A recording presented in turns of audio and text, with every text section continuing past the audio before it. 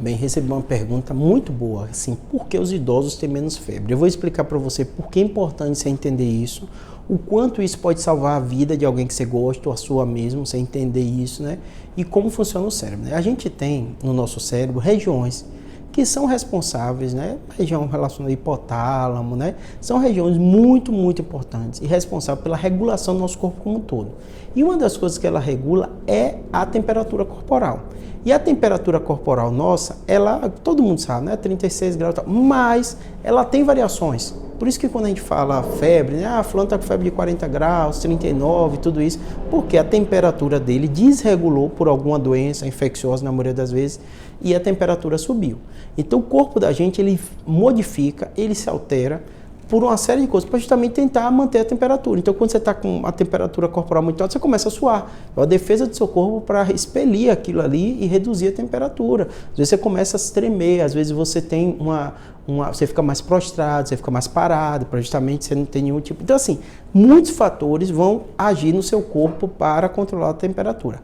Quando você envelhece, seus órgãos como um todo, inclusive essa região que controla, ela fica um pouquinho modificada, ela dificulta um pouquinho mais e normalmente a temperatura corporal nem sempre se altera quando você está doente. Outro aspecto também que contribui para isso é que no caso do idoso, por exemplo, você tem uma infecção.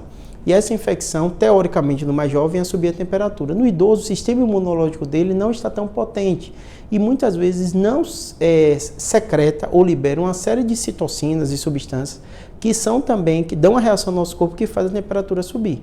Então, tá vendo assim, dois fatores ou duas coisas diferentes que acabam impactando na nossa temperatura corporal e acaba levando a você ter febre.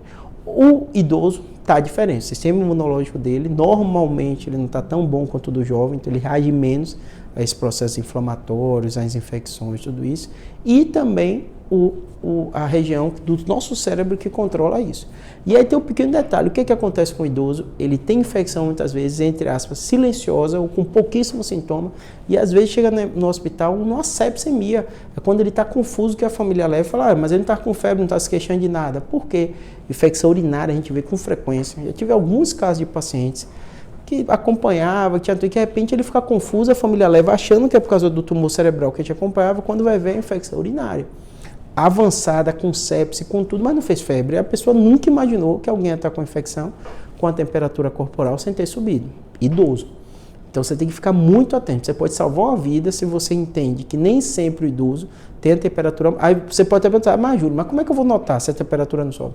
Os outros sinais e sintomas. Às vezes fica mais confuso, às vezes a urina muda de cor, às vezes ele vai ter ardor urinário e está lá com infecção urinária, às vezes ele está tossindo, está com a secreção estranha. E aí você observando esses outros sinais, que acontece também no idoso, mesmo sem febre, você leva no médico, o médico vai tratar com antibiótico.